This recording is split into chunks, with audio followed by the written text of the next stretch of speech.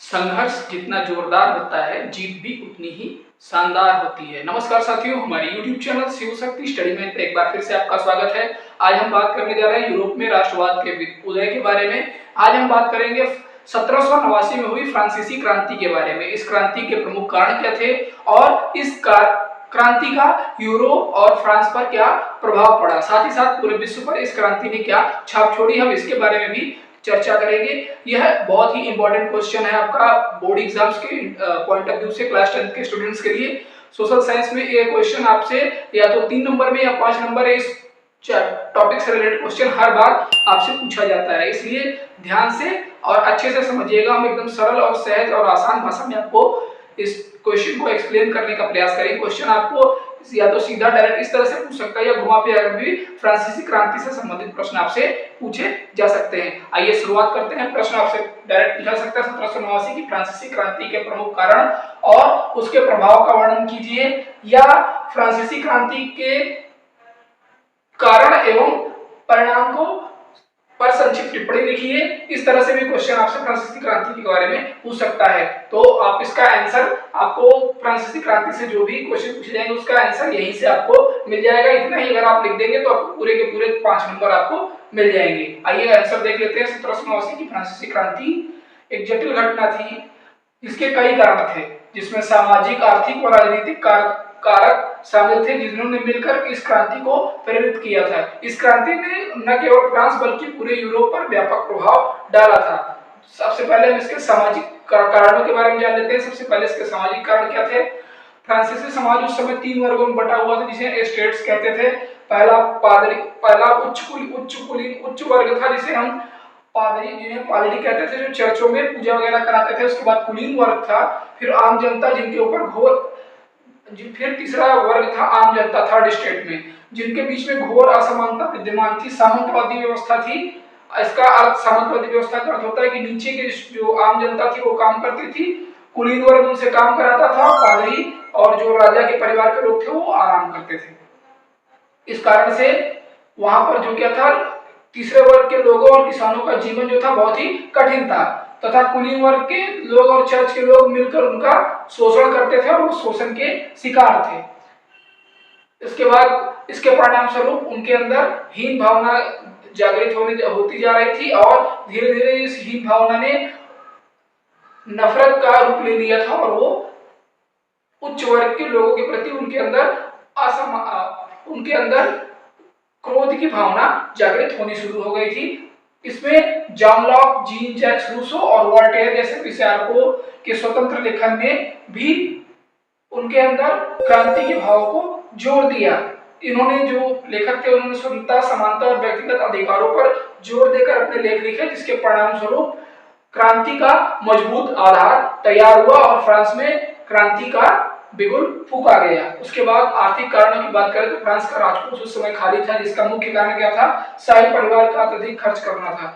ऐसा कहा जाता है कि जो वहां की रूस की जो राजा थे लुई 16 में, उनकी धर्मपत्नी के नहाने के लिए एक बहुत दूर से एक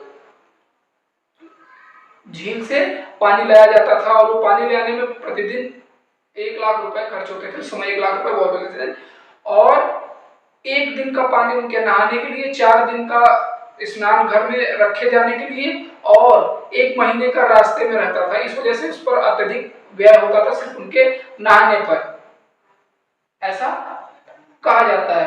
तो जिस वजह से भी आर्थिक संकट बहुत ज्यादा था। ये तो मैंने एक सिर्फ उदाहरण दिया आपको कि क्यों फ्रांस का राजकोष खाली था। और अगर कोई भी जो वहां पे सेवक थे वो ये कार्य करने में असमर्थ रहते थे तो उन्हें सीधे मृत्युदंड दे दिया जाता था। इसलिए बहुत ही ज्यादा वहां पर आर्थिक तंगी थी और राजशाही बहुत ज्यादा खर्च करती थी। तो वहां के जो राजा थे, इसके लिए उन्होंने दूसरे जगहों से, दूसरे देशों से महंगे ब्याज दर पर उधार लिया और उस ब्याज को और जो उधार कर्ज लिया था उन्होंने उसको वापस करने के लिए और अपने राजकोष को भरने के लिए उन्होंने क्या किया, करों में वृद्धि कर दी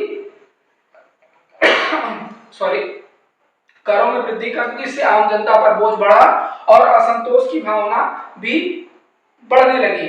खराब फसल व बढ़ती कीमतों के कारण उसके बाद वहां पर खराब फसल हुई और क्या हुआ, सूखा पड़ा, जिसके कारण से बारिश नहीं हुई, फसल खराब हो गई और जो फसल वहां पर थी उस पर उनकी कीमतों में वृद्धि हो गई और जिसके परिणाम स्वरूप आम जनमानस का जनजीवन और कठिन हो गया और असंतोष की भावना ज्यादा बढ़कर उसने क्रांति का स्वरूप ले लिया। फिर हम बात करें अगर राजनीतिक कारणों की, तो सबसे पहले जो लुई 16वें थे उनका शासन बहुत ही निरंकुश था। अर्थात एक उदाहरण मैंने आपको भी आर्थिक कारण बताया था कि उनकी पत्नी हद से ज्यादा शासन में हस्तक्षेप करती थी, जो वहां के लोगों को पसंद नहीं आया था। वो उल्टे सीधे फैसले लेकर भी लोगों पर अनावश्यक रूप से दबाव डालती थी, उनके ऊपर कर अधिक था और वो राजनीति के शिकार भी होते थे। कोई भी अगर किसी भी उच्च कुलीन वर्ग के लोगों ने कोई गलत कार्य किया तो वो छोटे लोगों को, आम जनता को फंसाकर और अपने आप को बचा लेते थे, पैसा वैसा देकर बच जाते थे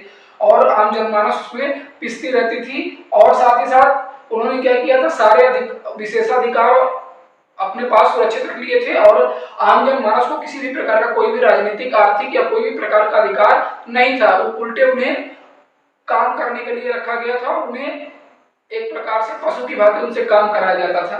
इस वजह से भी वहां पर राजनीतिक असंतोष भी बढ़ा और लोगों में आक्रोश का बहुत ज्यादा भंडार हो गया और उन्होंने क्या किया, वहां विद्रोह कर दिया और फ्रांसीसी क्रांति का जन्म हुआ, जिसके परिणाम स्वरूप फ्रांसीसी क्रांति के परिणाम की बात करें तो फ्रांसीसी क्रांति ने फ्रांस में राजनीतिक और सामाजिक ढांचे में आमूलचूल परिवर्तन ला दिए, बहुत ज्यादा बदलाव किया। इसने क्या किया, इसने यूरोप और दुनिया भर में क्रांति और राष्ट्रवाद की भावना को बढ़ावा दिया। फ्रांसीसी क्रांति के कारण ही पूरी दुनिया में, यूरोप के साथ साथ पूरी दुनिया भर में क्रांति के जो विचार भावना थी या राष्ट्रवाद की जो भावना थी उसका जो बहुत ज्यादा प्रसार किया, उसको बढ़ावा दिया। इस क्रांति के बाद ही फ्रांस में राजशाही का अंत हो गया और वहां पर एक गणतंत्र राष्ट्र की स्थापना हुई और सभी को समान अधिकार प्रदान किए गए। इस प्रकार से हम कह सकते हैं कि 1789 की फ्रांसीसी क्रांति राजनीतिक, सामाजिक और आर्थिक कारणों के परिणाम स्वरूप हुई थी और इसके क्रांति के परिणाम स्वरूप फ्रांस में के साथ साथ यूरोप और विश्व पर भी अत्यधिक गहन प्रभाव डाला और जहां पर भी इस तरह की निरंकुशवादी शासन चल रहा था वहां के लोगों में अपने राष्ट्र को स्वतंत्र कराने की भावना जागृत हुई और उसका विकास हुआ। इस प्रकार आप जब इस फ्रांसीसी क्रांति के बारे में क्वेश्चन आपको आएगा तो आप इसी से इतना ही आपको लिखना है और आपको 5 नंबर पूरे के पूरे आपके एग्जाम में मिल जाएंगे। ऐसे ही और भी शानदार प्रश्नों की 3, 2, उत्तरों के लिए हमारे चैनल को सब्सक्राइब जरूर कीजिए, वीडियोस को पूरा देखा करिए, लास्ट तक वॉच करिए। आपको हम अच्छे से सरल सहज भाषा में समझाने का प्रयास करते हैं। हमारी निरंतर यही प्रयास रहता है, हमारी निरंतर यही प्रगति रहती है कि आपकी प्रगति ही हमारी प्रगति है।